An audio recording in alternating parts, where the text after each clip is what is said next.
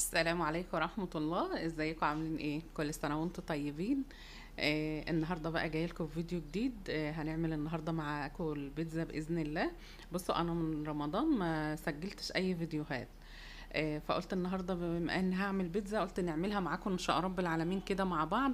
كانت سهله كده وسريعه وما اخدتش معانا اي وقت باذن الله. وحلوه جدا جدا، وكانت العجينه بتاعتها ما شاء الله تحفه بجد، والله كانت حلوه قوي قوي. فقلت النهارده نعملها بطريقه سهله كده وان شاء رب العالمين وتطلع معاكم احلى واحلى باذن الله. شوفوا العجينه عامله ازاي. بس قبل ما نبدا الفيديو بتمنى منكم كلكم تدعوا لام وابويا دعوه حلوه كده ان ربنا يرحمهم ويغفر لهم ويجعل قبرهم روضه من رياض الجنه. ام وابويا وجماعه امواتنا ان شاء رب العالمين، وما ننساش طبعا اخواتنا في غزه وفلسطين ندعي لهم ان ربنا ينصرهم باذن الله وربنا يثبتهم ويرحم موتاهم ويشفي جرحاهم يا رب. قولوا امين، اللهم امين يا رب. شوفوا العجينه وشوفوا البيتزا عامله ازاي، ما شاء الله اخده لون حلو جدا جدا. العجينه هتبقى حلوه قوي قوي، هتشوفوها معايا باذن الله. انا معايا هنا الاول حاجه، معايا هنا 4 كوبايات دقيق.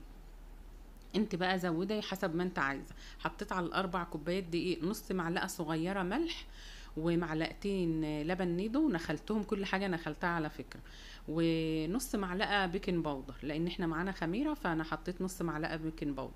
ومعايا هنا بيضه حطيت عليها حوالي معلقه خل كده وقلبتهم مع بعض كده، الخل علشان زفرة البيض وكده. وحطيت حوالي 3 معالق زيت. كان عندي هنا بقى كوبايه في الكوبايه بتاع اسمه زبادي في التلاجة. زبادي في التلاجة قلت احطها النهارده. انا دايما بعملها بالزبادي بس ما كانش عندي اللي هي الحته الصغيره دي. وهنا كان معايا معلقه خميره ومعلقه سكر، قلبتهم في بعض وسبتهم مع بعض كده في ميه دافيه. وبدات بقى اعجن كده العجينه، كانت حلوه قوي قوي وما اخدتش معايا اي وقت وسريعه كده والله.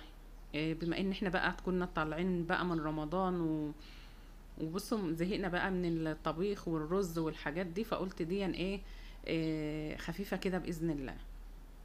العجينه هنا بعد ما قعدت اعجنها شويه، اهم حاجه في عجينه البيتزا تعجنها حلو جدا جدا. انا هنا حطيت شويه زيت علشان اعمل بهم اغلف بهم العجينه كده عشان ما تنشفش مني.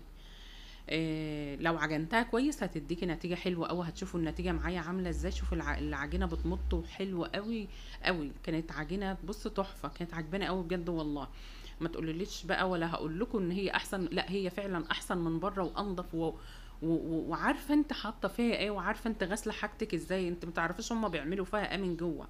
يعني احنا وانا في العيد عندنا في البلد العيال عندنا طلبوا بيتزا، طلبوا 2.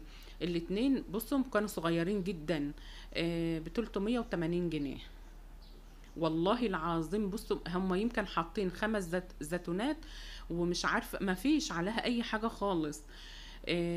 وغاليه غاليه على الفاضي. يعني ال 380 دول قولوا 400 جنيه، كنا عملنا بيهم 5 صواني من اللي انتوا شايفينهم دي.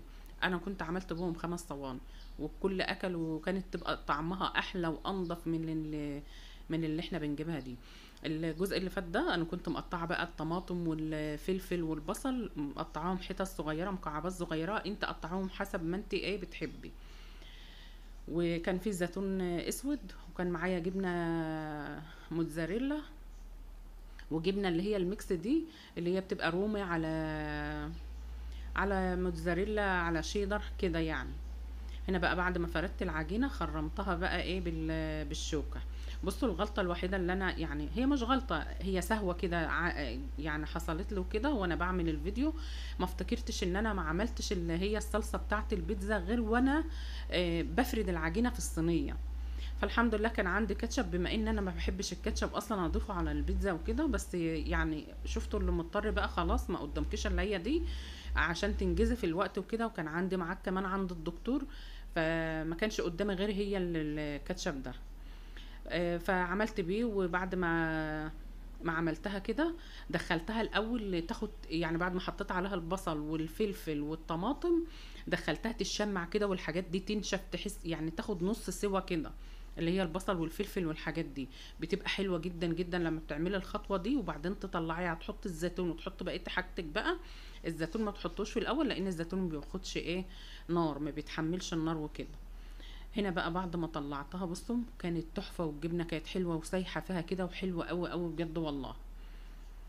طريقتها سهلة وسريعة وما اخدتش معاكي وقت، وممكن تعجنيها بمية ودقيق والخميرة بس، يعني مش لازم ابدا تحط اللبن. بس هو بما ان الحاجة دي عندي والله العظيم ما اشتريتهاش في الوقت اللي انا كنت فيه، يعني الحاجات دي بتبقى عندي في التلاجة، فبضيفها يعني.